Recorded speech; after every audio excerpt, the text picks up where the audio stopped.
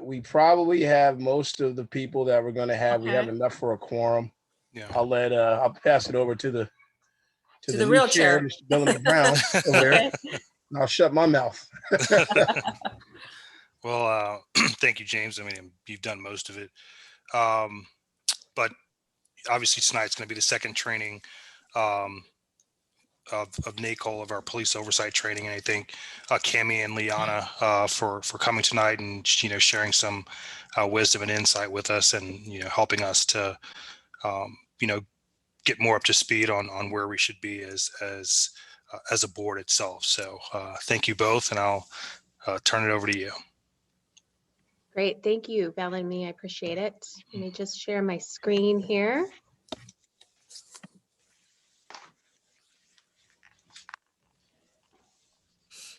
There we go. So yes, this is training number 2 of 6. So you already all know us. If there's anybody in the call who doesn't, I'm Cammie McElhenney. I'm NACOL's Director of Training and Education, and I've been involved in civilian oversight of one form or another since 1998. And so I'm really glad to be here with you again and looking forward to tonight. Liana, you want to jump in and just introduce yourself? Sure. And I'm Liana Perez. I'm NACOL's Director of Operations. And I've actually been involved with NACOL since 1997. I joined NACOL when I was appointed as the police auditor for the city of Tucson and maintained those relationships and my involvement with NACOL until I retired from that and went to work for NACOL in 2014. So I think combined, Cammie and I have pretty close to 50 years of NACOL experience. And one thing I didn't mention is I started off in civilian oversight as a review board member, like yourselves. So I'm well acquainted with a lot of the things that you are learning about, feel like you need to learn about, and that feeling of trying to navigate the waters of civilian oversight. So I'm glad that I can be here with you to help teach you some of the things that I've learned along the way. So first, we wanted to start out with, are there any questions from the first session? We want to make sure a little bit more than the last training allowed us to give you guys time to ask questions and interact with us throughout the training. So were there anything that came up afterwards that you had any questions about?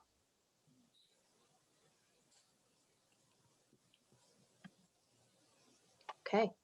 There may be a couple things that come back to me that I wrote down, but I don't have in front of me. But there may be a couple things that come back as once the juices start flowing again. Okay.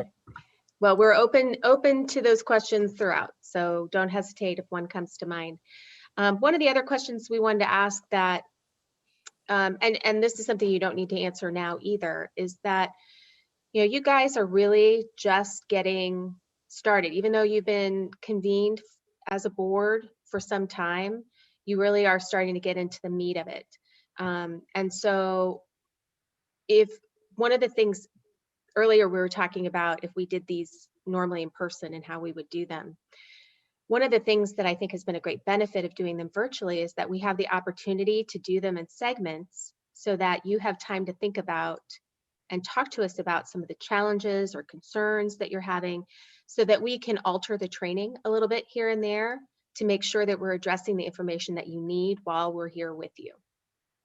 So if there are any of those that pop up, whether they're related to the training that we're doing today or just general questions about things that you're seeing as you're starting to do the work, please just come on in with the questions and we'll do what we can to help with those issues as well. Yeah, I don't know what the topics you're going to discuss tonight are, but we are going rather hot and heavy on trying to get our documents revised. And I don't know, if that's something that you could touch on peripherally. This acting city attorney has just given us a template, which, we have to comment on and respond to. So, whatever hints you have in that regard, let us know. Absolutely. And as far as documents are concerned, are you talking about complaint intake documents, your policies and procedures, what type of, or all of the above? Ordinance and procedures primarily. Okay. We're still in the ordinance stage right now. Okay. And those are the changes to the ordinance that you want to see because of the new state law, correct? Yep. Okay. Yes, and we can also along the way, we can talk about it a little bit today, but also along the way, we can, if there are particular areas of that ordinance where you want to see some language about how other cities might have addressed specific elements of the ordinance, we can also provide you with some examples of that. There is something to be said for not having to reinvent the wheel, or at least have some examples so you're not starting from absolute scratch. So happy to do that as well. Hey, Bill, can I ask, when was that sent? And where can I find that? I'm trying to remember. It should Send it out have Monday? went out to the entire board. This would have been yesterday. It's in a long conversation. Could be under Bellamy's name. I do not have it. Well, I'll make sure you get another copy. Very much appreciate that. Okay. Anything else anybody wants to bring up now? Okay. So today our topics are, the original topic was review of the current ordinance and applicable authorities. We can definitely kind of talk a little bit as we go, some questions about how some of those authorities might alter and how you'd like to see them altered as you move forward with the new ordinance. And then also there had been some discussion about effective practices for conducting hearings, since that was kind of on the horizon for you. So we're going to talk about that as well. So let's just go ahead and jump in. Apologies, I tend to talk and forget that there's slides that you might want to see. So just as a reminder, the powers and duties, the 5 main things that are outlined in the ordinance: develop and administer the process for receiving civilian complaints, which we're going to talk a little bit about tonight, a little bit more in depth, that actual intake process, the complaint process itself, and the outcome process. Review internal affairs investigations at the request of a civilian complainant. Conduct hearings and make findings on investigations conducted by internal affairs. Conduct community outreach, and provide policy recommendations to City Council and the Charlottesville Police Department.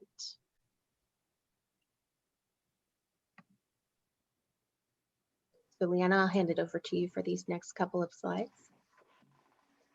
Yes, so so here's where this may come up with respect to things that you may want to take into consideration of, like, expanding or changing parts of the ordinance, because in reviewing it, we didn't see some of these things that were, inclusive as far as your authority, but primarily, there's the requirement that the complaint be in writing, that there be identifying information for the person filing the complaint, the statement describing the reasons for the complaint, the specific behavior concern, the description of the incident. All those things are like outlined in the ordinance as far as what has to be in the complaint.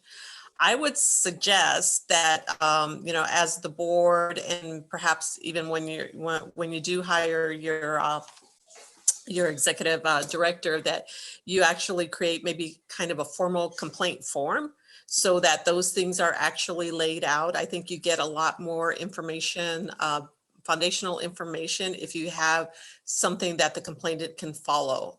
So in other words, if you have a form that maybe it also includes, have them provide, the date and the time of the incident, if they have the name of the officer, more specifics about the location. I know in the ordinance it says, any kind of witness information or persons that would have knowledge of the complaint. But I think if you lay that out in a form that you can either have, online or online that is also downloadable for a complainant to fill out, you want to make the process as easy as possible and kind of, get as much information also so that when the complaint is turned over to the internal affairs unit within the police department, that they have a lot of information to go on, because that's what will make the investigation more thorough and more complete. So I would, suggest that, you may want to create that, a form. Also, you want to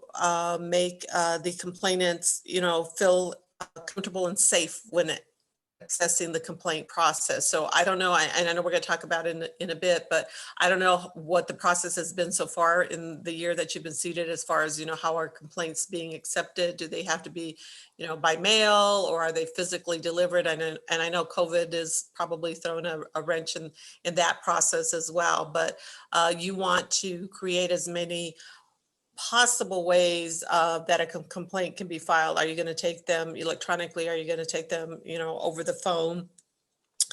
So you don't want to complicate the process too much. And something I did notice, and this may be something you may want to take into consideration, which is, will you be accepting anonymous complaints? I know many law enforcement agencies don't like to accept anonymous complaints because they're very difficult. And I agree to the extent that they're very difficult to investigate. If you get you can only go so far with an anonymous complaint, right?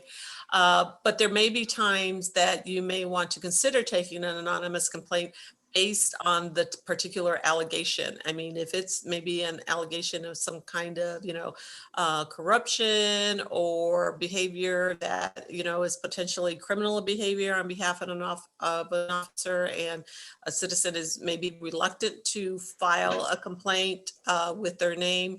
But at least if it's something that can be brought to the attention of the police department, and they, given that particular complaint without absent, the identifying information, if it's something that they could go forward with and investigate. I will tell you personally, from having done this for 20 years, there were times that, we accepted an anonymous complaint, made an exception, and it had to be in concurrence with the chief at that time to determine, do we have enough information here for internal affairs to conduct their investigation? Because is this particular allegation that is serious enough to warrant that an investigation go forward, despite the fact that it is an anonymous complaint.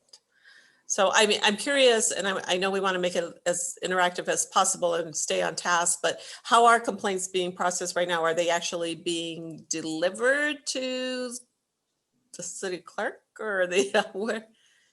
So right now they're primarily filed with the police department, and then from there it's turned over to the internal affairs unit. That's when it's filed with the police department, and I believe they also take them over the phone. Here on the CRB side, we've been taking emails at this point, and typically there's a sharing fashion. We'll send them over to each other. But that's primarily how it's operated at this point. Well, that's good. I mean, because you basically adapted to your your situation right now, as far as how you're actually, getting those complaints in the door, so to speak. Mhm. But one of the things that go ahead, James. I was going to say, so the Seville PD already had a established complaint form, and as you're saying, having a complaint form will sort of help people have an idea of the types of information that they should be relaying, so that there's enough meat to actually, do an investigation. My initial thought after doing this for a few months is, if we had our own form, we wouldn't really want it to be out of line with, or would it? So my question is, have you seen localities where the police have a form and then the board has a form? Because that can get kind of confusing. And a comment is, one of the best websites I've seen was actually out in Boise, of all places. Idaho has a really user-friendly, sweet, website that you can go in and plug things. And I think the board and the police are both using that, so you don't have this confusion factor. Because we've had people also email complaints to the police and then 2 or 3 days later email them to us, and that creates some confusion too sometimes. No, I would recommend that you be consistent and use the same Right. form, but so that the community knows, when you're creating, because I notice you do have documents up on, the website as far as, the bylaws are, your, the actual enabling ordinance and so forth, but that you use the same complaint form, that it be up there so that it's consistent. You're getting the same information. And like you say, user-friendly is best. One of the things that we've been, I won't say fighting with, but trying to make consistent is making sure that when a complaint is filed with the police, we get a copy in a reasonable amount of time. And then by all accounts, they've been pretty good at that. But what do you think of a situation of a structure in which the complaints are filed with the CRB, period? And then we forward them automatically to the police. There are some agencies that operate that way, that the complaints all need to go directly to, to the oversight agency. There's also another way to do it, because sometimes, you want to know everything that's coming in both through your door and through their door. And I was going to talk about that a little bit in the next slide too.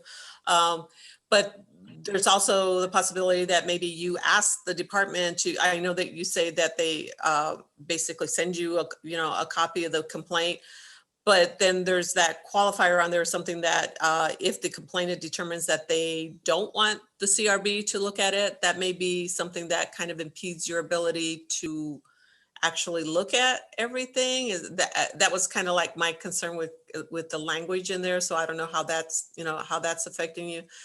Some agencies, provide the oversight entity with a list at the end of the month with, okay, these are all the complaints that came in with the, basically, here's the allegation, and, the name of the complainant and the allegation, because of course, they're not going to be completely investigated within that 30 days, but at least you as the oversight entity will know what's coming in their door as well, and not just what you're taking and forwarding to them. So I think that's something that you probably need to work out with respect to, do you want them all, coming in, to you?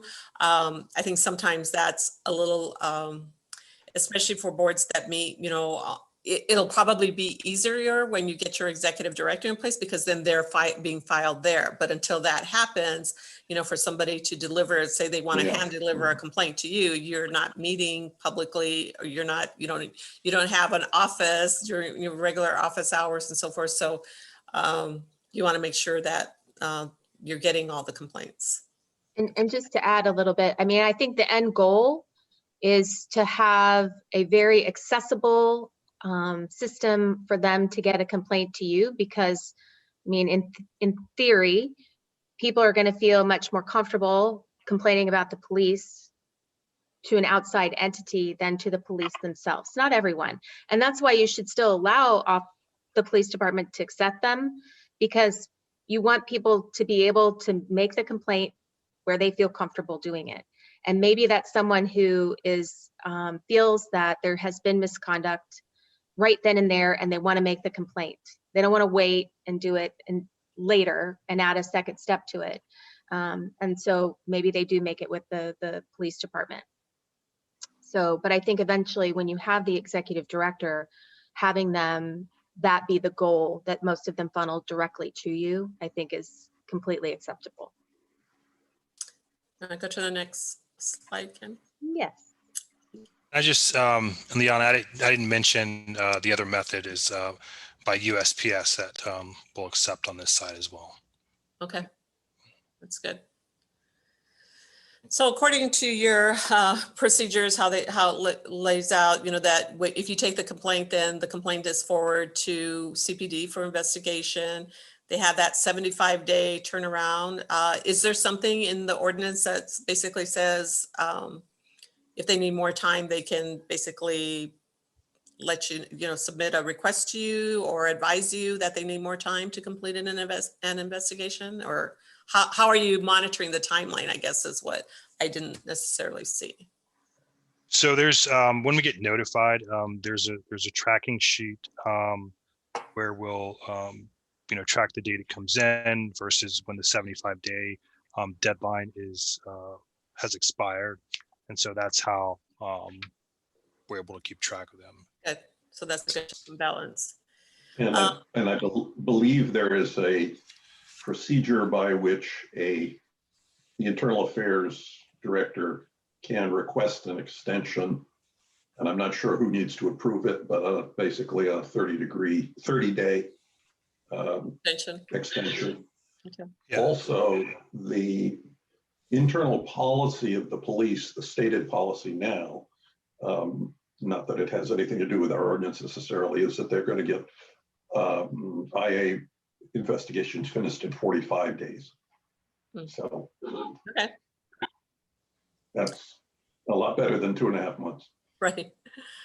So the other question I had for you, well, you guys didn't know we were going to put you to work tonight, but I think it's important because we can't read between the lines on some of these things, and I want to make sure that we're understanding and offering guidance where we can. But the bullet about the copies of complaints filed directly, the third bullet there with Internal Affairs, they must be forwarded to you within 2 business days unless the complainant declines to have it forwarded. My concern with that is, well, first of all, I'm wondering how that is being conveyed to the complainant. Do they have to opt out of it? I mean, what are they being told? Do you guys know what they're being told with respect to, the existence of the board and what the role of the board would be? Because if you're not getting all the complaints, then you're not able to see kind of holistically the bigger picture of the complaints. I think that, if that happens too often, you may not be able to get to a point where you can maybe identify patterns or trends in types of complaints. It's not just the fact that you may not be seeing that complaint because the complainant is signing something saying they don't want you to.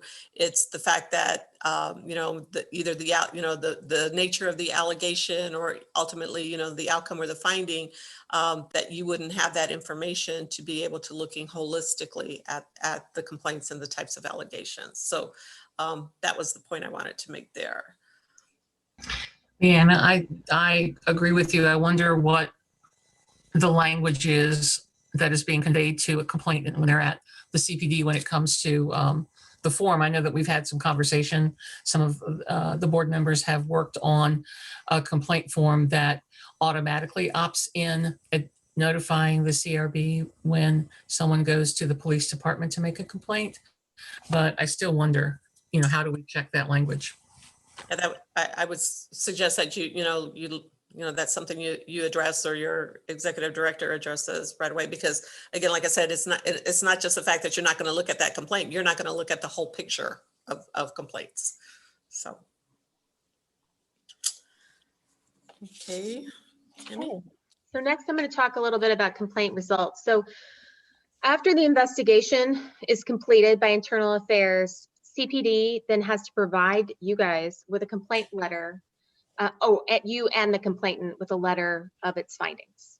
Now, there's nothing in the ordinance that really outlines exactly what that letter has to include, how detailed it has to be.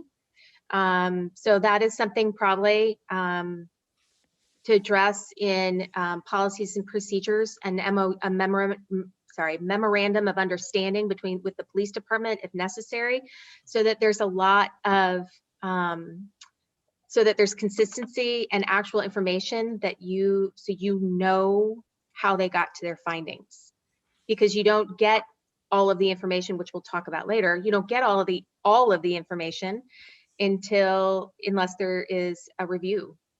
And so those letters need to be fairly detailed. If the finding falls under the category of unfounded, exonerated, or not resolved, then the complainant may file a review request within 75 days of the date of that letter of finding. All of you can also initiate a review with a majority vote of the board and the complainant's consent. So if the complainant's like, no, I'm fine with this, I don't want to move it any further, then that's the end of it. But if all of you feel like there is more to the story, that the investigation maybe didn't go down and wasn't adequate in any way, and you want more information, then with a majority vote and the complainant's consent, you can initiate that review request. So any questions or anything before I move on from that? My impression was, and maybe Bellamy or Nancy or someone, was that if the complainant does not appeal or request a review, we have no recourse. So that's one of the major things we want to correct in our new ordinance. So maybe again, I may have just read it wrong. We can start a hearing, we can start a review if the 75-day deadline tolls. That's my understanding. But other than that, we need the complainant to appeal. Right. No, no, you're right. You need both of for you to review it, so the complainant can file it within the 75 days. If they don't file it within the 75 days, then yes, you can initiate it with a majority vote, but you still have to have the complainant's okay. Okay, gotcha. Yeah. I think that gets you back to the point where we just talked about before too, because without that, you're not going to be able to see everything that's coming through. Mm-hmm. Yep.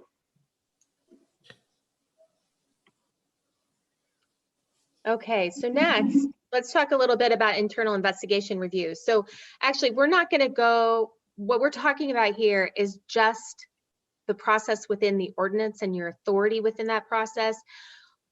Our next training session is going to deal with what goes into an effective and appropriate investigation process, not only from internal affairs side. We're going to have actually one of our longtime members and a gentleman who's been an investigator for about 30 years is going to come and talk to you about what goes into an investigation, but then also maybe walk us through reviewing an investigation to look at what should you be looking at as a reviewer, what problems come about if there are certain things missing. So we won't get into that piece yet because we're gonna have 2 hours on that later. But according to the ordinance, the PCRB can review an investigation. So this is a little bit of a repeat from the last, but when an investigation is complete with the unfounded, exonerated, or not resolved, and the review request has been filed by the civilian with the director. So later on, we're going to talk a little bit about the executive director piece.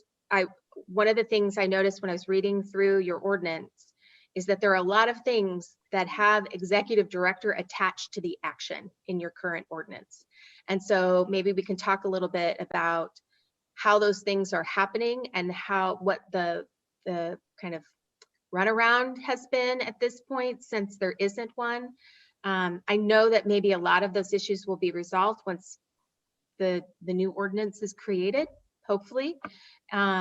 However, I just wanted to point that out. So I do realize that there are some issues here.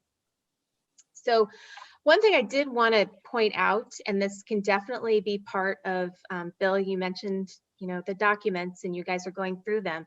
In your current ordinance, this section, I think it's 2461, contradicts what we just talked about. This one says that you can only review an investigation in these two instances. This part does not include that piece about you can initiate one yourself with the help. So just something, you know, that occasionally happens in ordinances, but that's kind of a big contradiction. So something to think about. So it also outlines when you can absolutely cannot review an investigation. So the first one on that list is if the incident that led to the complaint occurred before the adoption of the ordinance. Another is that you have a 1-year filing limit. So if it's outside of that year, you cannot review it. In fact, I'm guessing that they can file a complaint, but it's not going to go anywhere according to how this current ordinance is written. The review request is filed outside of the 75-day time frame. That also, and we'll talk a little bit more about this as well, but that the review request concerns matters that are subject of criminal, pending or anticipated civil proceedings in trial court, or a City of Charlottesville grievance proceeding. So if any of those things are in the works, then you don't get to review the case. And also in your ordinance's case, you cannot review anything that was sustained. So, and I don't know, would it be helpful to talk about the sustained, not sustained, exonerated, all of those definitions? Well, That'd just, be good. I don't know how, yeah, that may not be bad in my opinion. well, yeah, I just, again, a little bit of background. You know, we had this interim CRB that helped draft our ordinance. And the ordinance that they drafted was considerably stronger than the ordinance that we ended up with. And we're still working with them. And one of the things that they are strongly in favor of is that we take a more active role in being able to review a complaint without an appeal by the complainant, be able to conduct an independent investigation in parallel with the Internal Affairs Division. And what was C? I forget. But anyway, you know, so it needs to be, oh, and we can look at sustained, we can look at sustained complaints if we think that it's possible that there would be an inappropriate resolution of the complaint, you know, in terms of education or reassignment or punishment, basically. Okay. Okay, that's good So to yeah, it's a know. big issue. Yeah, we don't, to add to that, kind of what he already said is like, we don't even know whether, let's say an officer gets sent to more training or discipline or any of that kind of stuff at the end of those. They could say, yep, you're right. The officer did the wrong thing. Okay, thanks for letting us know. But we don't get any warm and fuzzy of, well, did that officer receive some, sexual harassment training? What happened? Yeah, and I think, is this on? Yes. All right. I think what we found operationally is that the ordinance itself it doesn't really give us much. And a lot of that has to change if we are to do our jobs effectively and function properly, on behalf of the community. So there's really not much there. I mean, we're at the mercy of the police department in a lot of respects here. Mm-hmm. Well, and I know this is jumping ahead a little bit because we're going to talk about reporting a little bit later. But, having all of that information and being able to put it in an annual report, of course, everything that you're allowed to put in there via state law, we're not going to put officer names or details that really show who we're talking about. However, being able to show the public that we had this number of complaints, this many were sustained, this is the type of discipline that's been given for these type of offenses, that helps the the community know that the process is working. It And they- validates that internal process that, you know, if you do have sustained cases, you know, here's the percentage. And Mhm. Well, and it also, there are many instances where officers also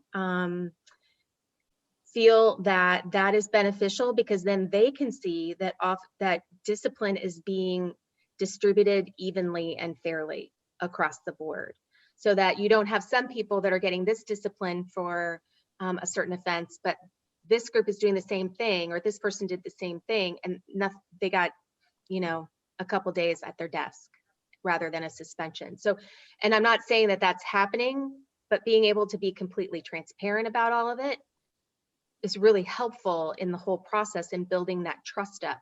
And so just something to think about. I mean, I realize you've got what you've got right now, but I know this is an even more interesting conversation to me, because you guys have this opportunity to make some changes. And normally when we're talking to review boards at this point, we're just talking about, this is what you've got, and that's it. I think this is a good conversation to help kind of spark some of the things that are going to be important in that next ordinance for you. Can I add to that? Yeah. Divulging that an officer was disciplined, that's about as far as you can go because of HR and the requirements throughout the city. When an employee goes under a review and there is disciplinary action, that is not public information. So just be aware of, you're going to run into HR issues with that. You know, you can say an officer was disciplined, but it's to how they were disciplined and so forth and so on. The current, if I remember correctly, standards in HR did not allow that and will not allow that. Okay. Thank you for that, Philip. I appreciate that. How does that, may I ask, how does that work in conjunction with, you know, the enabling legislation that allows CRBs to have just, you know, strong disciplinary responses in light of these complaints? It seems like there's going to be some, you know, something's going to have to give somewhere. Well, I can say one of the things that we see, and this is, so there's almost no two CRBs that are identical, because they're all dealing with a different set of laws and HR policies. Some are very similar, but then you have some outliers that are, I mean, everything is up for discussion and up to be put out to the public, and others, there's nothing. So it's about being as transparent as your current laws allow you to. Because that's also part of your mandate is operating within the law, but also trying to assist. I mean, part of the benefit of a CRB is to build those relationships and trust between the police and the community. And really, one of the only ways we see that start is through transparency of the process and the results. And so. Well, we had a recent high-profile case in which the police chief gave the IA report to the newspaper. As far as I know, not to us. So, you know, but that's just an example here. Yeah, I agree. Transparency is very important. Yes.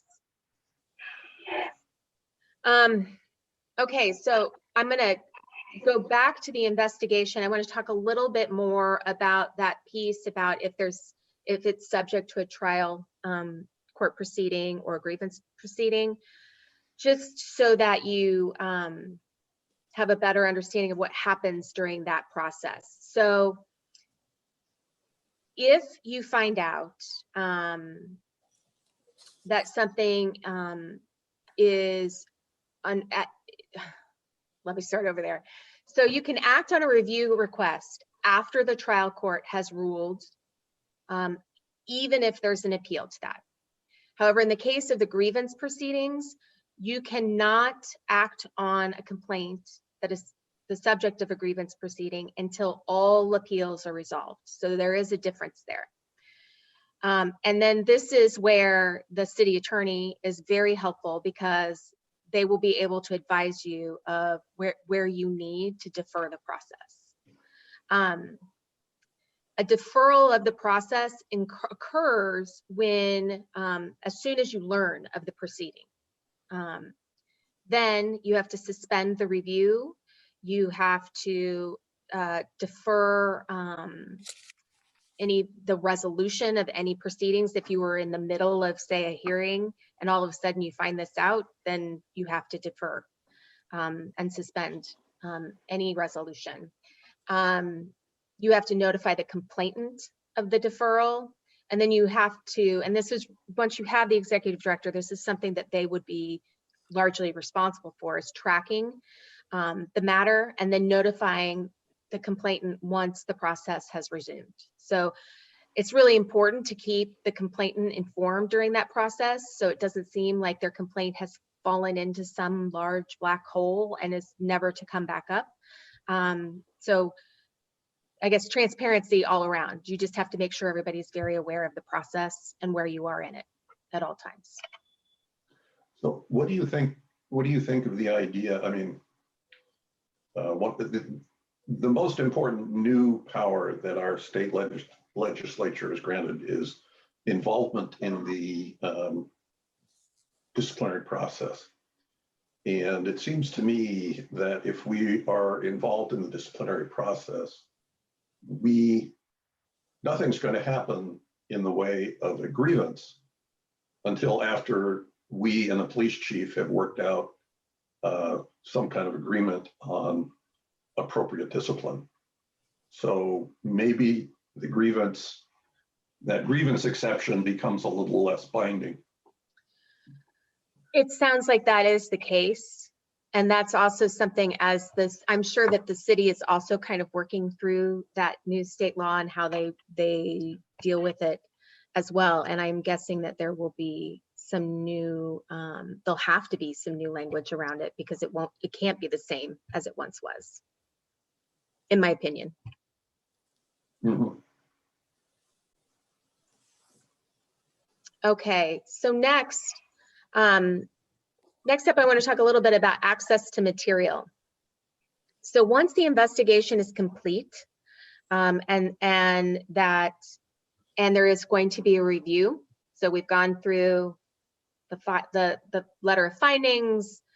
There has been a request for a review. So the police department will then prepare a file, an internal affair file for every board member. This will also, per the ordinance, include a complete complaint history of the officer, including any disciplinary action taken.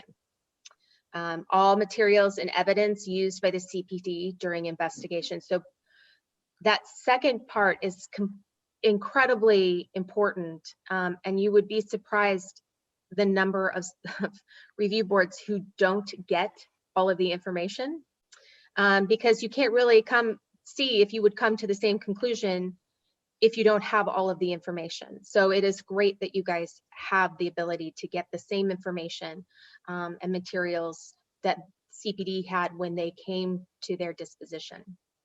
Oh, go ahead, Melanie.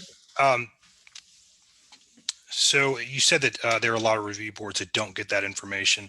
Have they, I guess, provided ways of overcoming that? Getting that information, because I know, I mean, for us here, yes, it says that, and this is something that I had a conversation about today. Yes, it says that, but what actually guarantees that we're going to get, that information there? So just because it says it, it's written there, how does that guarantee that that's actually going to be, complied with?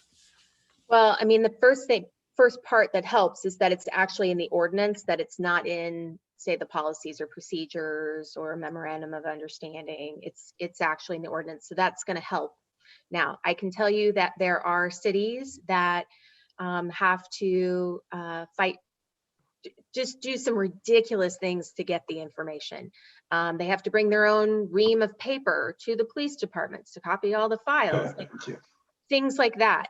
And then they can't take anything out of the police departments. There are actually a lot of review boards that have to go into PD to review the files. And because they won't allow them to be released. I know I was very fortunate in Indianapolis. That's not the case. When I served on their review board, we got a packet every month and had all of the information in it. So I also think that part of it is the relationship building. There is a lot of, particularly when an oversight board, I'm just going to be very honest here, you know, when an oversight board begins, there's often a lot of friction. And it takes time to build the trust so that CPD understands that this is a process that really in the end helps them, because it builds the relationships with the community. And it may take some time, and I will say in some cities it's taken a very long time, but working with them and both advocating for the process itself tends to kind of start to ease that tension, and people seem to be a little less reluctant to cooperate with one another. So I was just going to comment on that. I mean, no doubt. I mean, it's a very onerous process on, you know, for the internal affairs to have to, you know, copy everything times the number of board members so that you each have a file. Many have gone to just, you know, creating, because everything, for the most part, many agencies now, everything is, you know, kept in an electronic version, you know, that they're not always just physical files. They have electronic versions of everything that's in the file. Many of them are just, you know, copying all those, you know, onto a flash drive for, you know, each of the board members so that you have everything in there. I think, and we'll talk about it with the hearing piece right now too. I mean, you'll probably know that maybe you didn't get something that was relevant when you maybe have a hearing and there's that presentation and it's like, well, we didn't see that in our materials. So, I mean, I do agree it is very onerous for the police department to, you know, have to, you know, make copies of everything, but there are ways around it. You know, everything's scanned electronically, you know, for purposes of, you know, saving it now anyway. So that's one area or one option that many have utilized. Mm-hmm. So, Well, and also I think one of the things that helps is that all of you are required to sign the notice of confidentiality before you receive the files. So there is that you are saying that you will hold the contents in a confidential manner, or discuss them outside of the meeting, whatever that confidentiality agreement eventually says, you'll be bound to it once you sign it. And I think that also helps ease some of the concern that sometimes police departments have in releasing that information. Something I found very interesting in your ordinance was that you also are to be provided all raw and aggregated data on timing, findings, and dispositions of CPD internal affairs investigations. And it also says in there, it doesn't say that CPD may or can, it says they shall provide that information to you. So even though you may not get to review a sustained case at this point, hopefully that will not be the case when you move forward.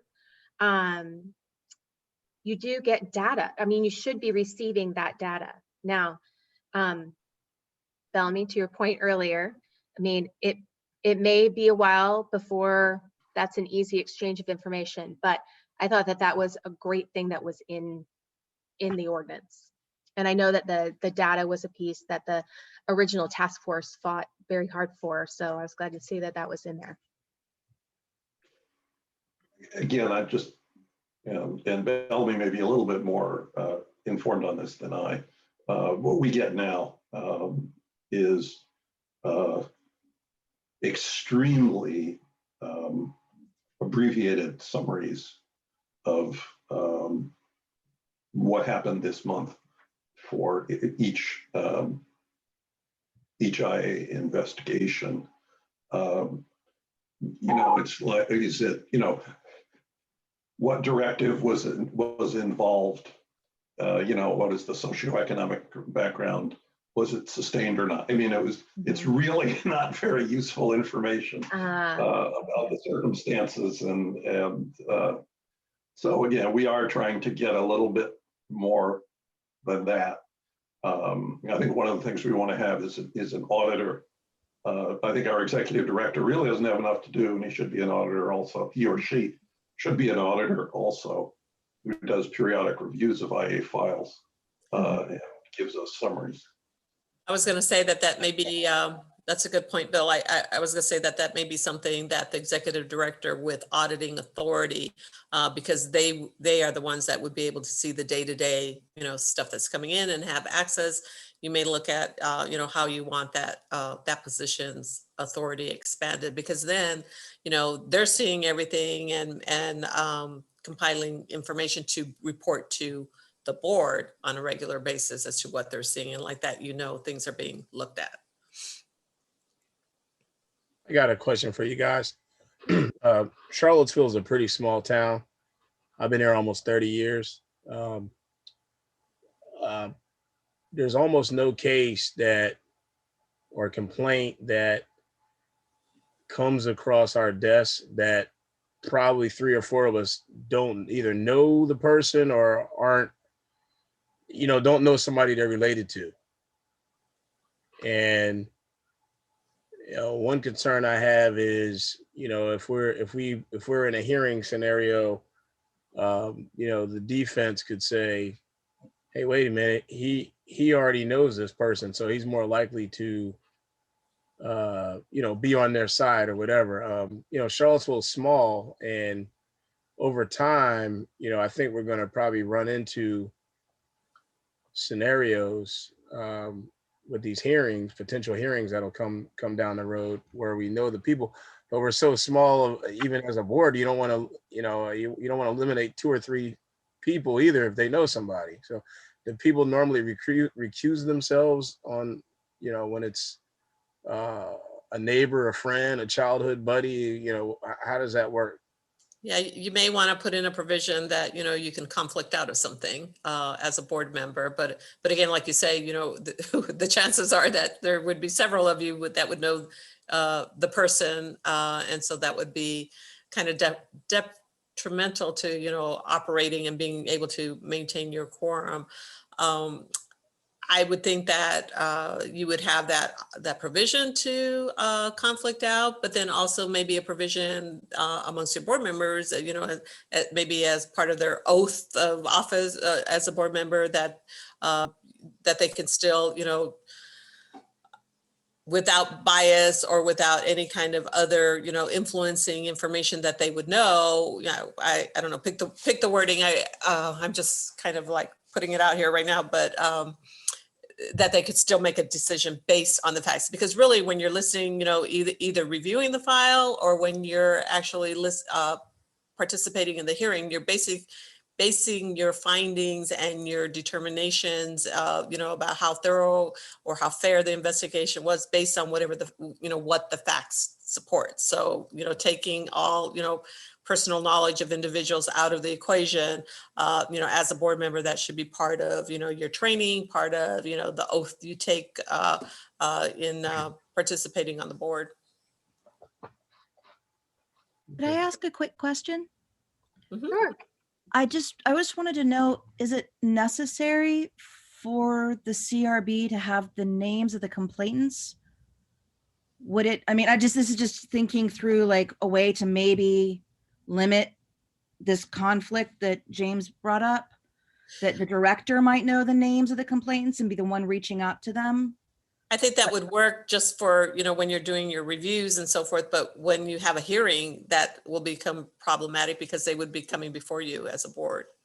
Right, And of you course. also, when you also have the media aspect of it too, that there could be, reports in various media sources here throughout our community as well, prior to any type of hearing that, the CPD might do. So the cat's going to be let out of the bag. Yeah, you need to think of it kind of like as you're serving like as a juror.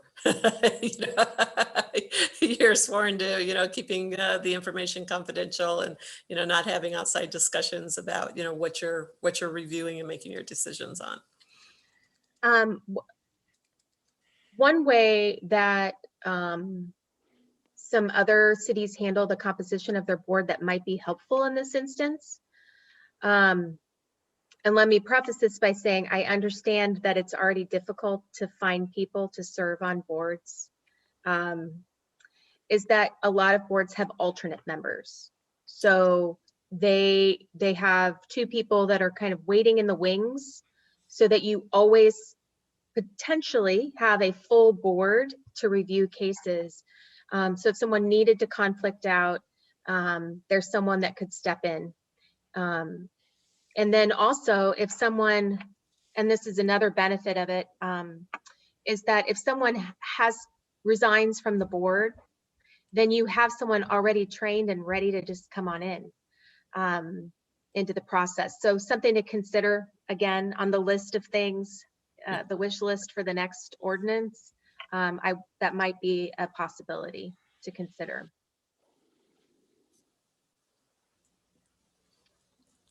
Okay, anything else on that? Anybody wants to ask or comment? Okay, let's move on to recommendations. Sorry, I just want to make a, I guess, a clarifying question as far as the disciplinary. So is the understanding that the board can receive the past disciplinary action, but not future? Or is it just up to the present? The ordinance specifies history. Okay. Hmm. So even though I did see that little part, are you able to go back one? Sorry. Yeah, absolutely.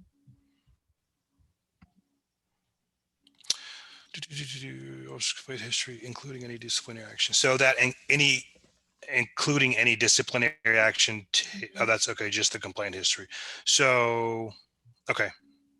Yes, and so the interesting thing is that with what Philip mentioned earlier, with that information being able to be given out, I guess the city attorney would have to clarify if, although that's not normally something that's given out, are you able to have it? Because it sure sounds like you can, per the ordinance. So it may be something that needs to be clarified, because if given what Philip said earlier, that seems to contradict with this piece. Okay. So. Okay, anything else? Okay. So now we'll move on to recommendations and annual reports. So first of all, on the recommendation piece, so per the ordinance, you are to provide a list of recommendations to the city council each year for consideration for the city council to include in its annual legislative program present to the General Assembly. And you have to do this by August 15th of each year. The ordinance doesn't specify what types of recommendations, although I will say, there's that secondary resolution that was passed that talks about what types of policies you can make recommendations on. And so I'm guessing that would probably be in this realm as well. But I think that's something that if you can clarify further as you move along, and that can be part of more clarified maybe in the policies and procedures of the board of what that actually looks like. And then the annual report. So I kind of spoiled this topic earlier by talking a little bit about it, but I cannot stress enough how important annual reports are. They not only bring transparency to what's happening within the complaint process and the police department, but they also make sure that the CRB is also being transparent. I mean, it's really important that you kind of live by the same standards that you're setting. You need to be transparent and open with the community so they know what's going on. So there are some things that are outlined in the ordinance itself of what it should include. We're going to talk later on more specifically about annual reports, but some things that ordinance requires are your activities for the year. So overview of complaints reviewed, number of hearings, the proposed policy recommendations. I'd also add to that how the type of how those were received. And if I know that they have to be responded to in writing, so you're able to kind of talk a little bit probably about how each one of those received and implemented or not implemented.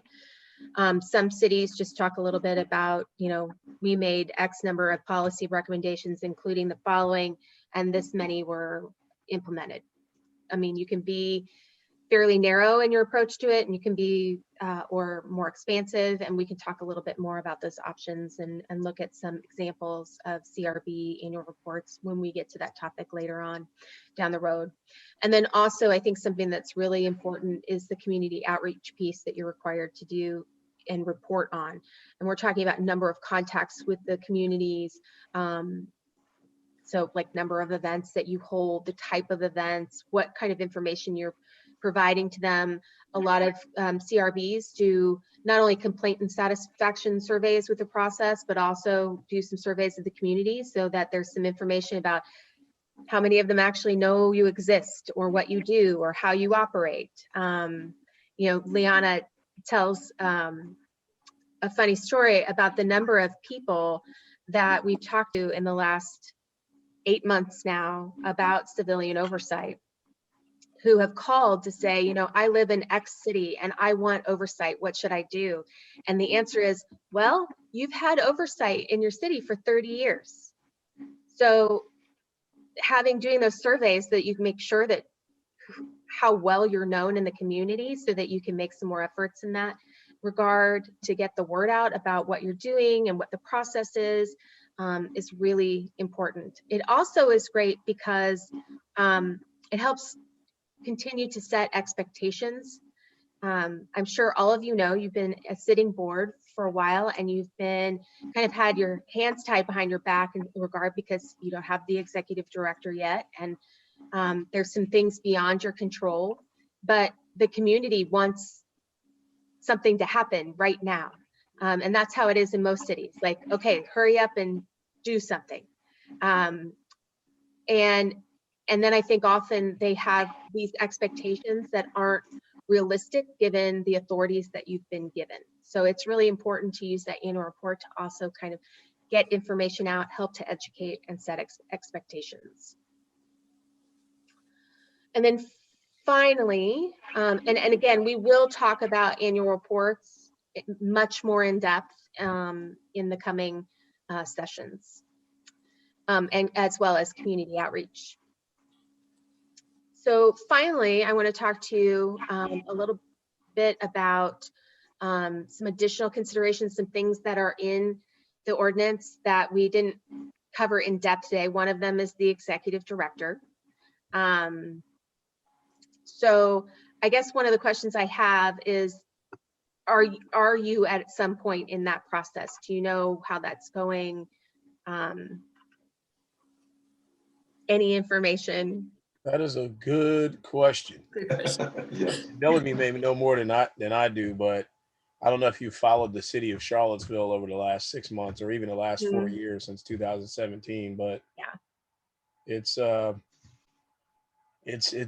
an evolution, and there's been an extreme amount of turnover. Yeah.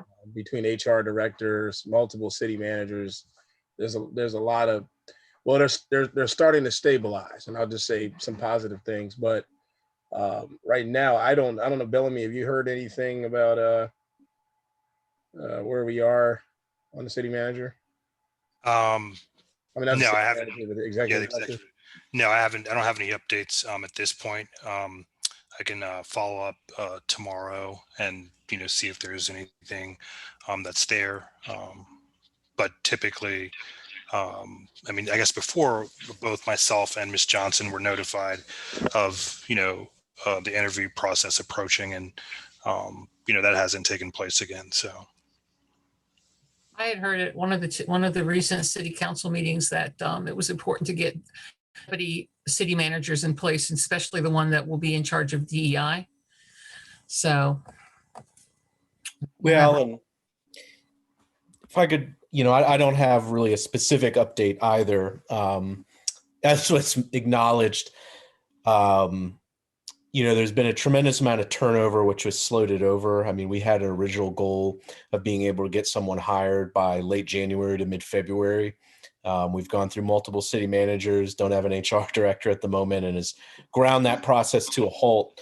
I talked to the city manager today, and he's meeting with HR next week about a number of those vacancies, and executive director for the CRB is up there at the top priority.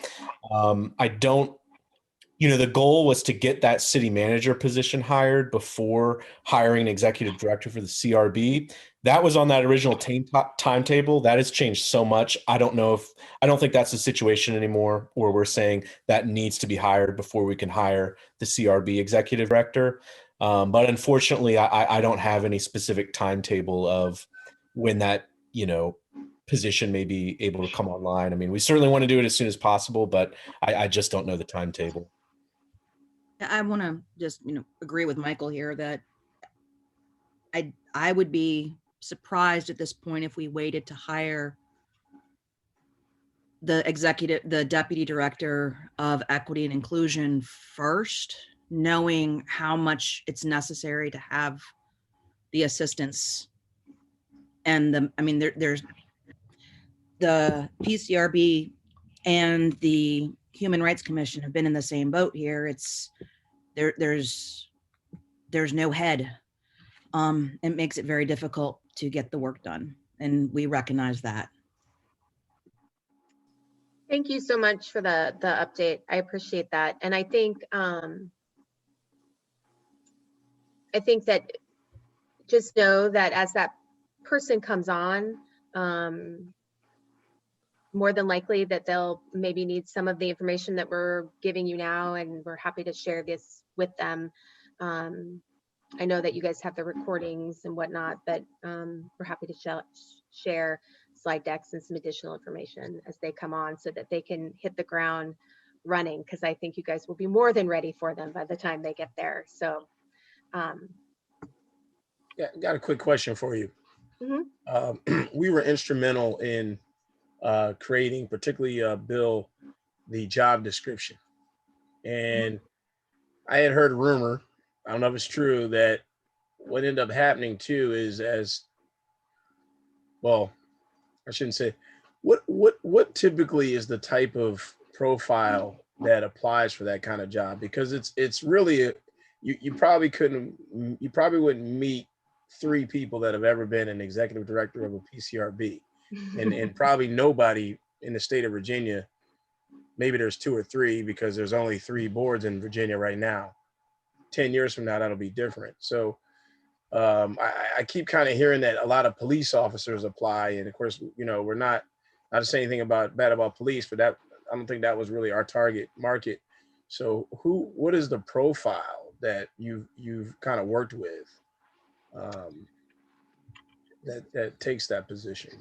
So I will say it runs the gamut. So, and a lot of times it's very specific to the types of jobs they'll have to carry out. So, but for a typical CRB, you're talking about someone who, having knowledge of civilian oversight is a bonus. But there are a lot of people who apply for the job who have, and I apologize that the barking is going to start in the background, that have a background in community outreach, diversity, inclusion, people who have worked maybe in the nonprofit field, so they know communities and how to solve problems and work with a diverse group of stakeholders. So they come from a lot of different backgrounds. I would say that the educational experience is also very diverse. There are some that might require a JD to serve in that position. However, many feel that work experience or some type of equivalent experience is great. people who have the ability to understand law and general orders and things like that are also top of the list. But I will say that particularly given the expansion of civilian oversight right now, there are quite a few people who have worked in civilian oversight underneath an executive director who are now seeking jobs in the executive director position. So there is that kind of pool of candidates out there. And then there's also those who are just out there and who have worked in the community and want to see change and are just good candidates for the job, even if they haven't worked in an oversight agency previously. So. Yeah, originally the job description was pretty much for an investigator or for a lead investigator. And we suggested that that be broadened to include all those things like social justice and racial justice and restorative justice and these other dispute resolution. And so I'm afraid we went out with a very broad job description. I hope that didn't adversely affect the pool.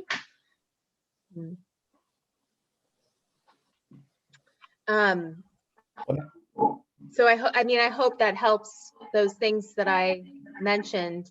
I do think that there are lots of people out there that are there are lots of people that have been, it's amazing. So when Leanna and I first started as members with NACOL, it was such a very small group of people who were doing the work.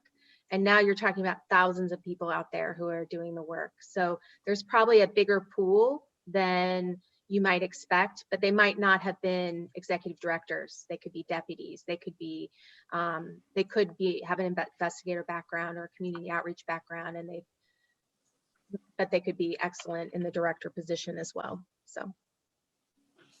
I had a quick question. I mean, given that this role, certainly at least initially is going to be heavily involved in that investigatory role, unless at some point they hire additional staff that's just doing investigations. How important is having a legal background and being able to successfully perform that investigatory function?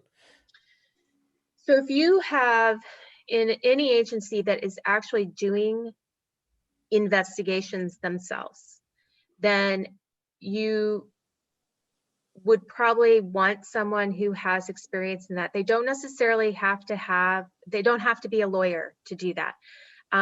There are plenty of people who have backgrounds in investigation, whether that's private investigation, maybe they have, I'm thinking about the person who'll be speaking to you next month. He worked for an agency for decades as an investigator, but started out as a private investigator. I will say that if you have someone doing specific tasks, particularly things like investigations, it goes a long way to make sure that they're trained in doing that. Now, if they are instead more helping to review the investigations, make sure that all the pieces are there, then that may not be, there may be other people that can do that. So. Thank you. You're welcome. Hopefully that was helpful. Maybe we should hire you all as the duo tag team executive director, temporary, handling everything in Charlottesville. You got the knowledge. There are some communities, especially those on the smaller side, that actually contract out the audit process and still have the board. So there's professionals there in the oversight world that actually have multiple cities under contract that they actually do the auditing piece and actually interact with the board. But then for the piece that's very important to the community part with respect to knowing the community and being, the voice of the community as part of the board. I mean, that is still very, unique to your community, and it's, staffed by, your volunteer, board members. But that's how some communities kind of have, it's become more common lately that they're doing that, contracting out that piece. Take it a step further, it's very, very important that there's an understanding not only of constitutional law, how it's applied and interpreted, but Virginia law and Virginia Constitution, and then the ordinances and how the courts work within the Commonwealth, both at a civil and criminal process. And it's just understanding each jurisdiction within the Commonwealth have little nuances, but they still have to abide by state law, and then obviously the Constitution, and how it's interpreted, whether broad or strict. So that's all that's really more important to me, is that understanding that process. Then if the process is wrong or needs to be changed, well, that's a constitutional issue. Definitely. I think that that's very important. You don't want to have someone that doesn't understand the local and state laws that they're operating under, to cause more problems than you would want. Definitely. So when another thing, just additional consideration, the independent legal counsel, which I know that you guys have already acquired, to help with questions regarding complaints, IA, reviewing of the IA investigations, policy recommendations, and community forums, or some of the things that the ordinance lays out for why you would want the independent legal counsel. And then the last thing I had on here is bylaws. So you have a set of bylaws that have been approved by City Council, but that you can amend those bylaws by a vote of 4 PCRB members. So, I think that perhaps when we get to the policy and procedures discussion, and maybe we'll talk a little bit about moving that up in the schedule. I think that's something that we can do. Is I can maybe later this week or early next week, we can just send out kind of, these are the things that are left, and talk a little bit about how you might want to move some of those things around, if that's helpful, if there's some priorities in there for you. Excuse me, just real quick. I believe under the new state law that there's going to be operating procedures that are going to be necessary. Mm-hmm. And I don't know if they're going to take the place of bylaws or be in line with bylaws. Still a little confused about that personally. Okay. Well, go ahead, Bill. I'm sorry, Rita, Lisa Robertson, our counsel, I think is using the term more or less independent. Our city attorney is using the terms more or less interchangeably. There's an interesting legal question here, because if we're just amending our bylaws, we can do it ourselves. If, on the other hand, we're producing a new document, then the city council has to approve it. So we're going to need to work that out somehow. Mm-hmm. I suspect the city council is going to want to weigh in. It sounds like you should probably expect that. Yes. And also we can, there are some, like I said earlier, some examples that we can provide to you of both policies and operating procedures and bylaws to kind of show you some of the things and different issues that or areas of how they've been addressed elsewhere. And then, but also realizing those need to be taken into the context of your local ordinance, your state law, and all of those pieces as well. Something else that I had not, we didn't really talk about, what we're going to talk about later in the training sessions is the community outreach piece and also the policy and procedure recommendations. So we'll be going over those more in depth and kind of have a review of how the ordinance addresses those things again when we get to those later on. So with that, if there are no more questions on that, then there is the conducting hearing piece, and I'm going to turn it over to you, Liana. Thank you, Kimmy. So it's my understanding that you have maybe 1 or 2 hearings that need to be scheduled. So we wanted to move this up kind of on the topic list to at least give you, touch touch a little bit on this and give you some pointers, if you will, and maybe areas that you may want to consider as you're conducting hearings. You want to move the slide up, Kemi? Sorry, I don't control my destiny here with the slide deck. One more. Sorry about that. So I think in general, though, you know, as a board, you're going to recognize right away when you're conducting these hearings that, I mean, you're going to be managing expectations, right, on both ends. As far as the hearing itself, it's not a, you know, a hearing of law. It's not a court hearing. I think the chair is going to play a very important part and I don't want to use the word controlling, because what you're doing is you're facilitating the hearing, but you want to be fair to both sides, and that, you know, everybody's perspectives and positions are being able to be presented. But you're also going to probably find yourself very quickly in a situation where, you know, how do you also, you know, manage the time frame and, you know, manage emotions, because these can be very emotional with respect to, you know, the complainant bringing forth information and maybe not having a complete, you know, knowledge of what was already looked into as part of the investigation. So I guess that's actually kind of my first question for you as I go forward with this, though. Do you, and I didn't see it anywhere in the documents, but do you know if the complainant prior to their hearing has the ability to review the case file similar to what you would do, to be able to know what's in there, to know what's been addressed? Because ultimately they would just be getting a letter, a closing letter with the finding. Understandably, if they're not satisfied with the finding, then they would be requesting the hearing, but I don't know if they have access to the file to know what evidence was considered. Does anybody know the answer to that?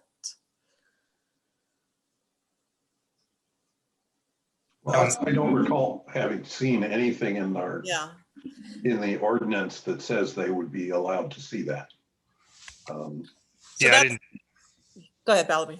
No, I was just going to say the same thing. I think the ordinance was really board specific in terms of responsibilities, and it didn't really delve into, you know, what the complainant could actually obtain. Because that's going to kind of, you know, to some extent, kind of dictate, you know, the timing of this. I mean, when I say the timing, as far as the president, you know, if the complainant doesn't exactly know what evidence was considered or what wasn't considered, I mean, they're going to basically be presenting their whole case to you as part of the hearing, as part of the appeal process. So that may be something that you may want to address if that is possible. I'm not sure under your public records laws if they would have access, because that may be something that would save you maybe a little bit of back and forth with respect to at the hearing stage, that maybe it's one or two issues that the complainant still is not satisfied with, rather than going through, you know, the whole investigative process and so forth. You know, what is still at issue with respect that they do not feel that, you know, it was fairly or thoroughly investigated. But so, you know, according to the process for this under your ordinance, the complainant, you know, files the request for review with the PCRB. Then you as a board notify the chief that you actually have a request for a hearing. Then the board members, you are all provided with a complete copy of the internal affairs file. And we talked a lot about that. You know, hopefully you get the complete copy in whatever form you get it. I can't stress enough how important it is as the board members that you familiarize yourself, read the file, everything in there that you do get prior to the hearing, so that, you know, you're familiar with that. It makes things go a lot more smoothly. There are obviously things in the file, and we probably should have mentioned this when we were talking about what you do and what you don't get. You know, there are things that are subject to redaction in the file. I mean, I think for the most part, most boards are, you know, you're able to, you know, to get a full gist of, you know, what the documents and so forth are, despite redaction. I mean, sometimes under this state law, they're redacting, you know, very personal information, or information about minors, or information about, you know, addresses, or you know, particularly minors, right, or domestic violence victims. But you should be able to, even with the redactions, be able to at least get an idea, especially if you're reading transcripts of interviews, or if you're looking at, police reports, what is redacted out of those. Hopefully the redactions are minimal enough that you can still, read what occurred.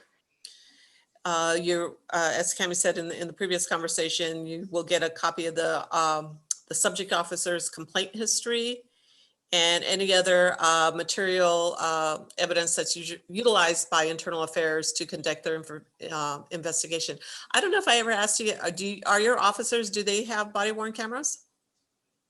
So that would be part of They do. okay. So that's a very valuable piece of part of the investigative file. Is a very valuable piece of evidence. The body worn camera video. So all that information. I would love to, I would just say I'd love to hear your take on, how difficult it is to interpret body worn cameras, how difficult it is, how difficult it is to actually get the complete information. Basically, how has it worked in places where they actually do get this kind of access? Right. So, sometimes the body worn cameras, so when these were first introduced several years ago, it was like, this isn't the be all end all of, oh, it's all on camera. There's so many things to take into consideration. Even down to, how they even operate. There's a couple of seconds delay when the officer he or she turns on the switch for their body worn camera, depending on their policies of, how they're supposed to use the equipment. There's a delay. A few seconds delay, but nevertheless, sometimes it looks like, to the general public that doesn't know how these operate, it's like, oh, you cut that piece off. It's like, no, there's a delay in, the recording even starting.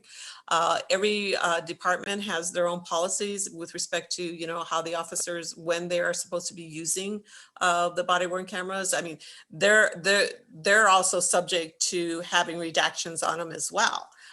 Particularly if they're interviewing maybe a witness that is not like a juvenile or somebody that they would normally redact out of a police report or something that they would provide you, that is also subject to redaction as well. So there are a lot of, you may want to look at some of the policies, definitely look at the policy for your department. But oftentimes, it may not just be the body worn camera of the subject officer that you want. If there were other officers on the scene, you're going to want that too. So, that's part of the thoroughness of the investigation. What else do you have?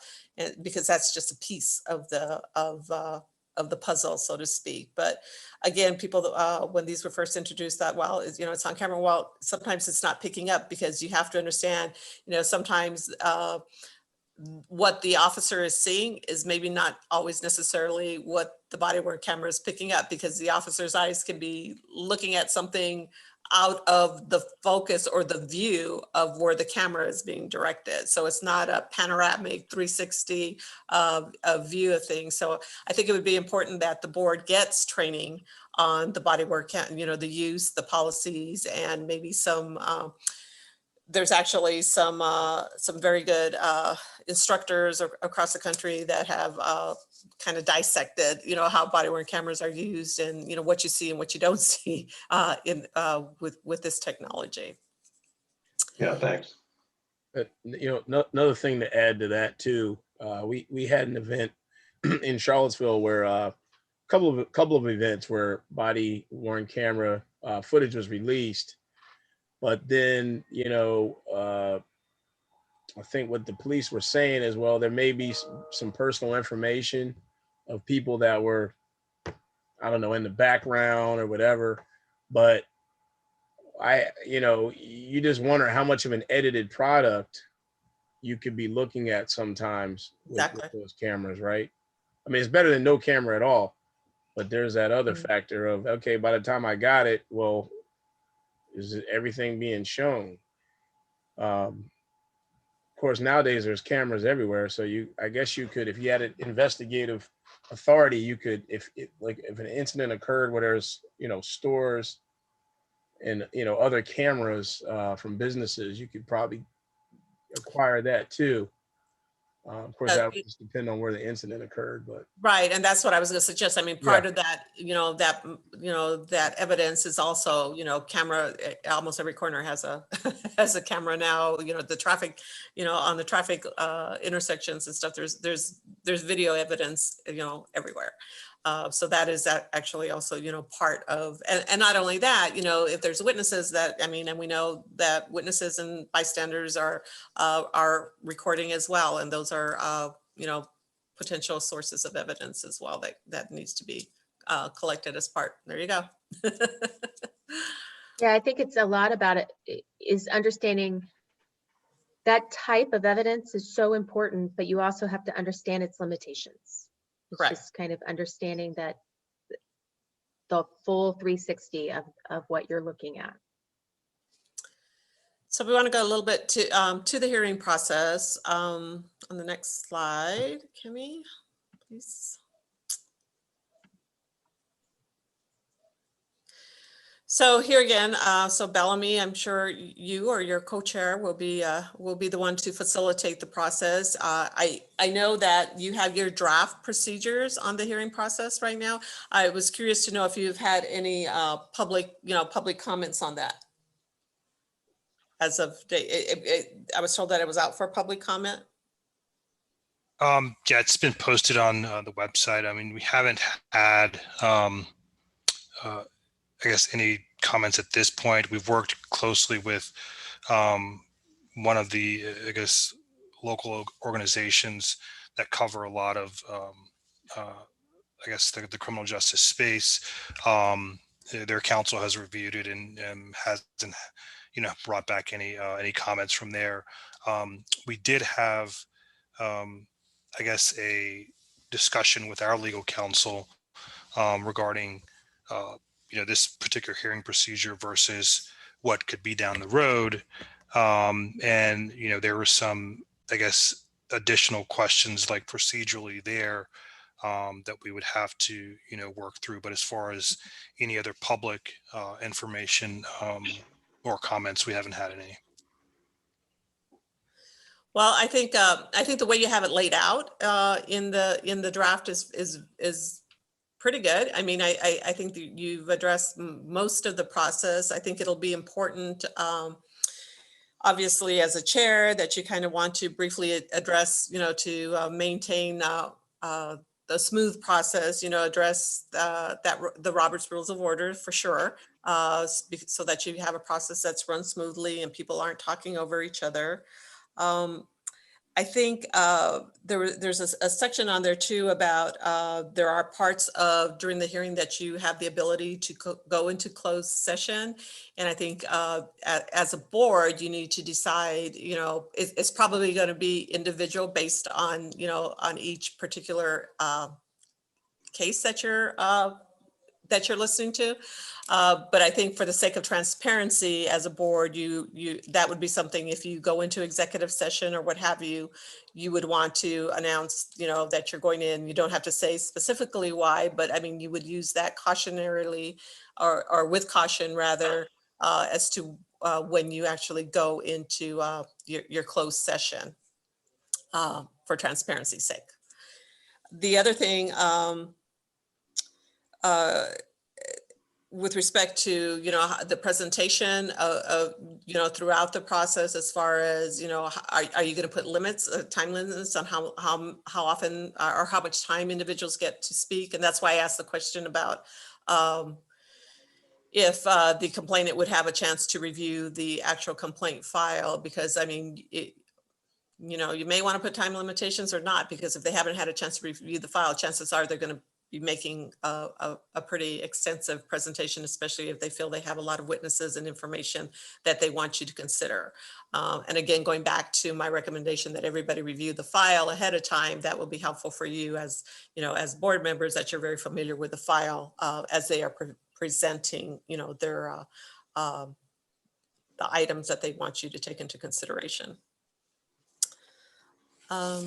Next. So, and here I believe that, you also have to advise the complainant that, the board has reviewed the file, but then there's also the advisory that you need to give them with respect to that you've reviewed their hearing requests and the stated reasons, because I believe in the policy also, or the actual draft procedures, they have to state, why, specifically why they're submitting their requests. And again, going back to, if they don't know what's been looked at as part of the investigation, they may just be, restating their whole complaint all over again as part of the hearing process. So I think you need to consider that. It would save you a lot of probably time if the complainant had the ability to review the file prior to going to the hearing, because otherwise you're just going to rehash the whole investigation as part of the hearing.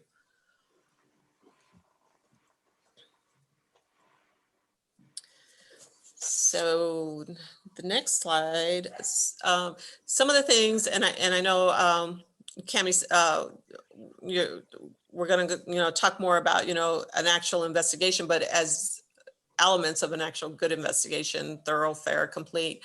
But with respect to during the hearing process, you're going to also want to be listening for the relevance of the evidence, and I'm talking about both sides, because the complainant can submit their evidence or their position, and then the member of the CPB will also be, or the representative rather, will also be able to submit their position. So I believe, as a board, when you're listening to both sides, you're going to be listening for, what the information that they are providing, what relevance does it have on the complaint specifically?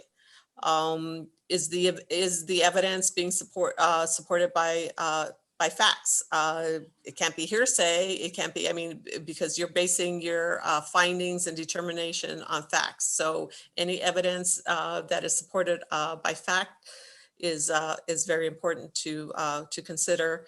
And also, is there any new evidence being introduced that would warrant the investigation be reopened? So this is where I had another question, because I didn't see that in the procedures, because what if the complainant comes forward with a new witness or a new piece of information? Do you as a board have the authority to basically, stop the hearing, knowing that maybe this information is very relevant and it wasn't considered as part of the investigative process, and maybe and have the ability to send that investigation back to internal affairs for further investigation with that additional evidence?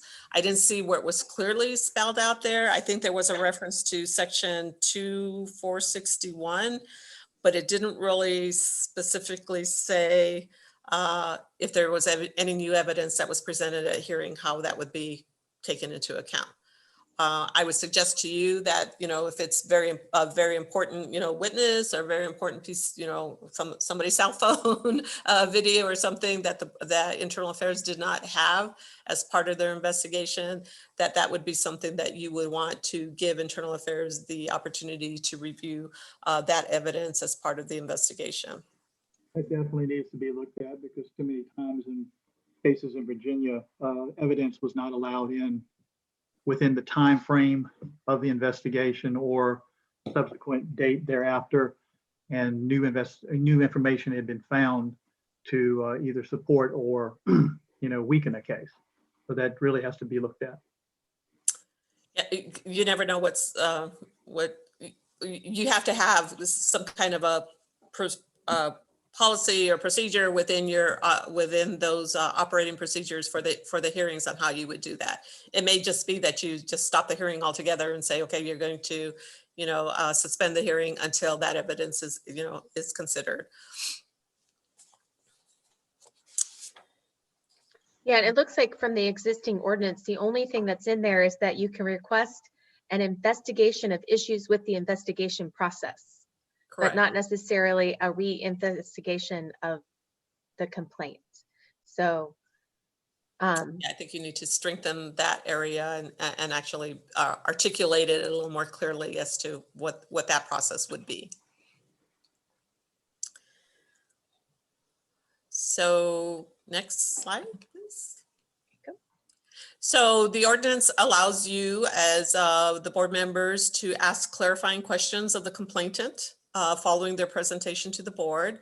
Again, sticking to that, what they're presenting, how it, is it relevant? Is it based in fact? Is it, something that is going to potentially change the outcome or the finding of the actual investigation? So you can ask those clarifying questions rather. Always a good rule of thumb, is, board members, you should, as a board, kind of, refrain from agreeing or disagreeing with what is being raised by the complainant or the representative from CPB during the investigation, because you're neutral, right? You are there to determine whether the facts support the finding or not.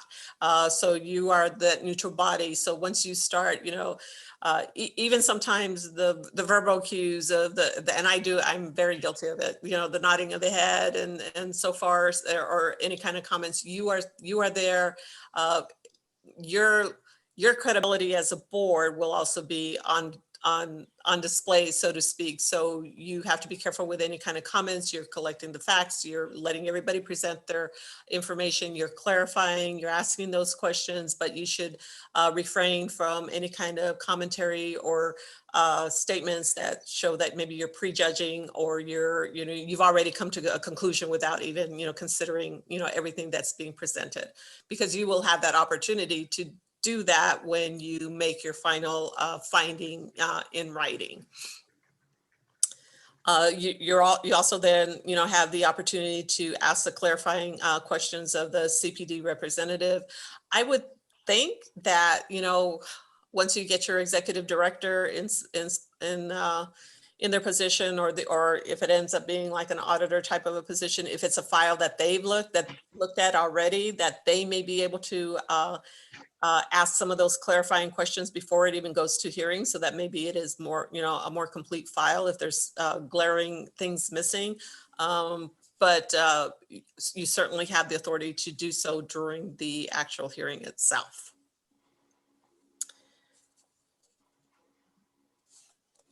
So basically, sticking to the facts and what the facts support are my best recommendation to you during the hearings. So you have, according to the ordinance, you have 30 days to issue your findings.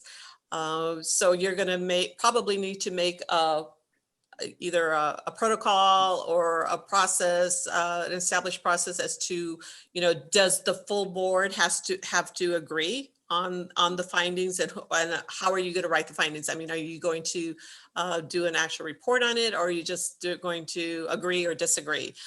You're probably going to need to have some kind of a form or something in place. I will tell you, the board here in Tucson, when they review complaints, they don't necessarily do a hearing, but they actually, when they're actually reviewing complaints, they actually use a form that, they either agree or disagree. If they disagree, they state the reasons why they disagree, and, so that it become part of the record. And this board has the ability to send it back for further investigation, but you're going to want to, have documentation of, the board's determination. So probably another form or a process, or, do you take, 2 members of the committee to actually write a finding, and why, and what should be included in the findings. So I think that those are some things that you probably need to flesh out a little bit.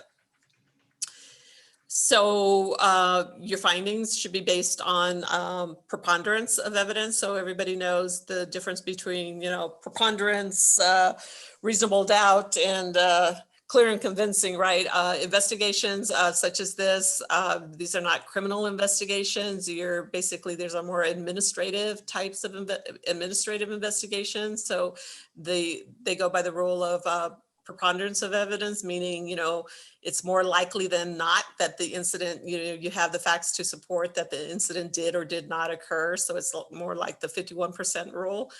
You don't need, overwhelming or clear and convincing. You go by preponderance of evidence. So you have the ability to concur with the findings of the piece of the, that's misstated there. You're basically concurring with the findings of the CPB, correct? The Charlottesville Police Department. You can advise the city manager that the findings are not supported by the information or the evidence that was made available, and you can make further recommendations. So I believe that there's a step in the process there. If, following the hearing, you are still in disagreement as to the findings, then the next step is through the city manager's office. That hopefully you'll have seated when you start when you start your hearings. You can make the recommendation to the manager that the investigation is incomplete or unsatisfactory. And this is all the reason that you want to have some kind of a way to document the why. What is it that you are finding that's deficient with the investigation, because you want that to be recorded and submitted to the city manager. So that piece of the within the ordinance, that 2462 talks about, that you can have there's steps in it, right? That you can have a conference first with the police department. You can do a report from the board. The investigation, you can also have the ability to, at some point, once you go through those steps, I believe I didn't list them all here, but I think there's like 4 of them in the process if you're still in disagreement. But it says that you also have the authority to, you can procure an independent investigation. So it does say that in there. So I don't know if that process has been thought out, if it's something that the board feels very strongly about, that it's, you still are not satisfied with the outcome with respect to, the thoroughness of the investigation or what have you, you do have the ability to contract for an independent investigation, and then issue your own findings based on that. So I don't know, I'm sure you guys haven't gotten to that part yet, but I think that that's probably at play here. Not that many boards have that level of authority to actually procure an outside investigation at that point in the process. You got to have funding though. And not to cut the flow off, but that's, looking out in the future, we got to have the funding, right? Like Exactly. we have the power, but if we don't have the money to, hire somebody to come do that for certain cases, that's a.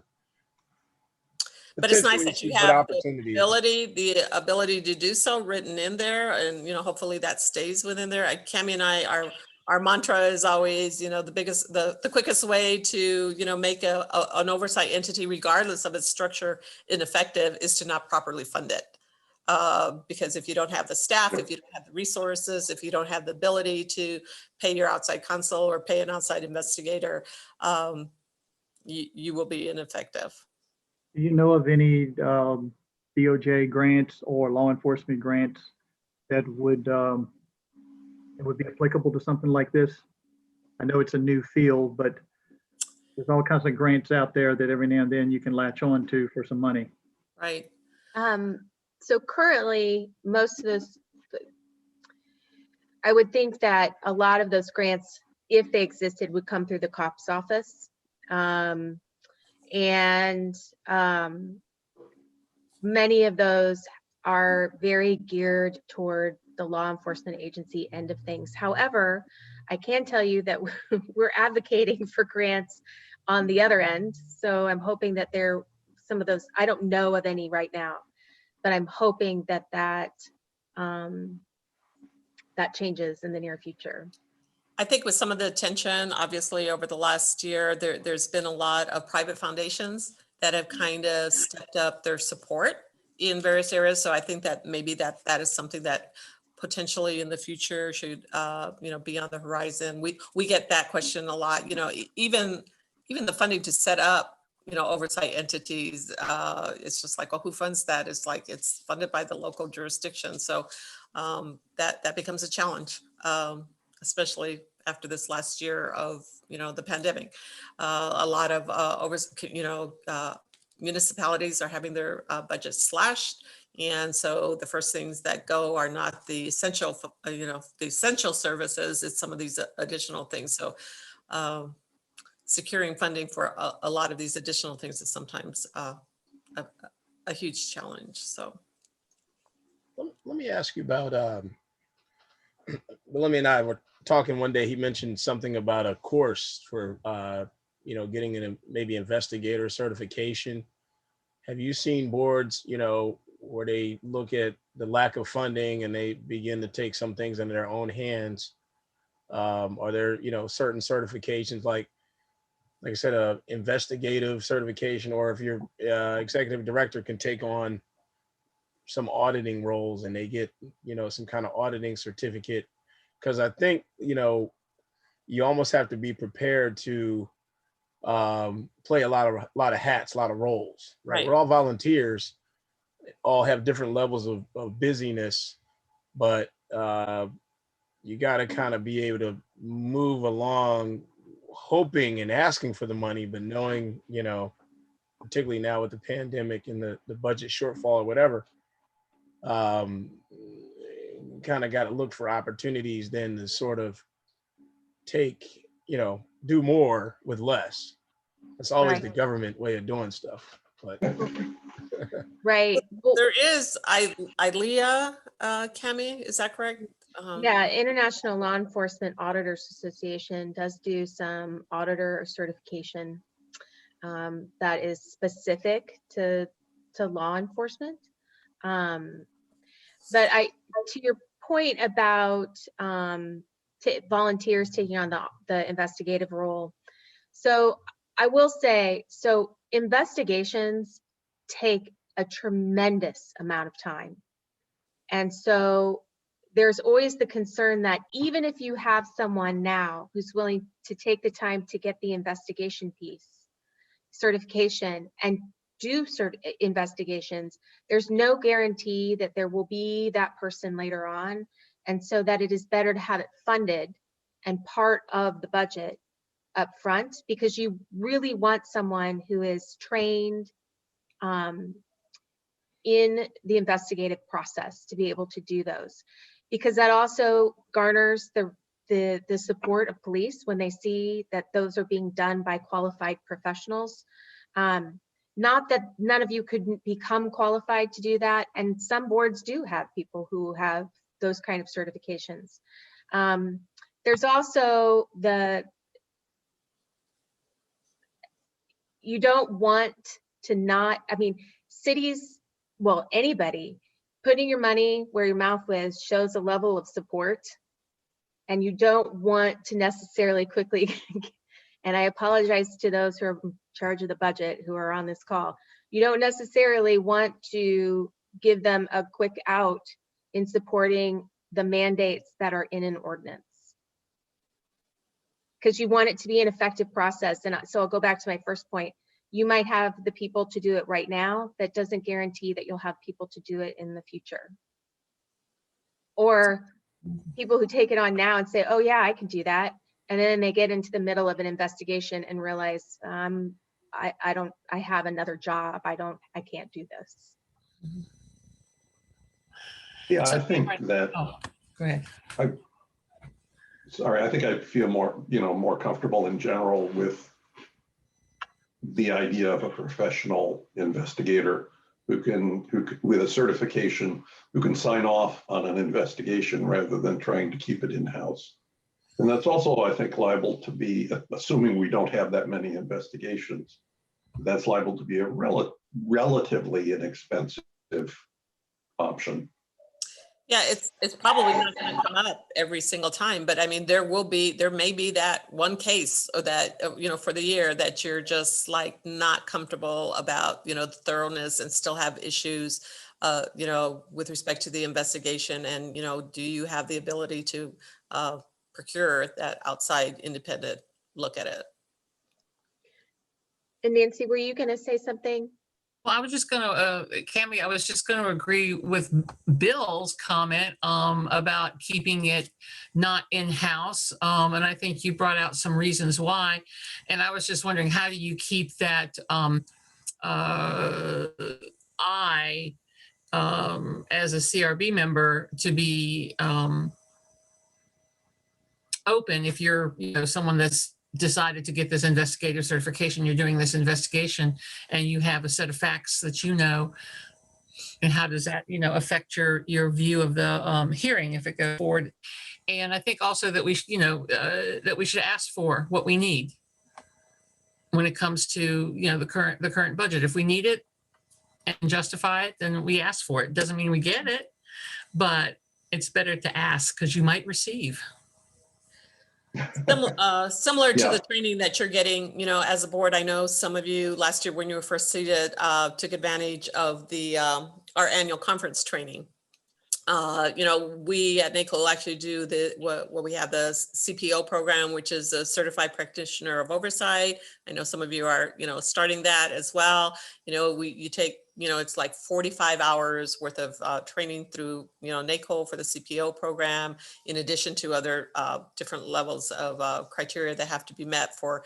But that's something that, we at NACO actually, provide the training for that particular certification. But if anything, that and the webinars, if anything, as a board, you should have access to the training because it will help you better review when you're doing your reviews. I mean, all of our training isn't just, investigation based, but it's, a lot of it is very topical, issues, current event issues and so forth, which will help you as you're reviewing investigations and making your findings and your recommendations.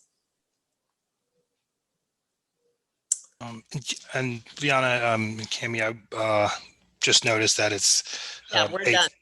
Okay, gotcha. We're wrapping up. Fair enough. We don't want to keep you too long. Hmm. I think we're close. I told Cami, if we get it to 20 some slides, maybe we'll be able to do it in the 2 hours. I know we didn't even have to rush you at the end this time, so. And I also realized you all are at the end of a long day, so we don't want to keep you past the 2 hours, but do know that we are available. I think all of you have our contact information. And so if you have questions ahead of the next training about this training, please feel free to let us know. And then I also, as promised, I will send out a list of the upcoming trainings so that you can kind of see what we have slated. And if we need to move some things around, just let us know if there's some priorities in there.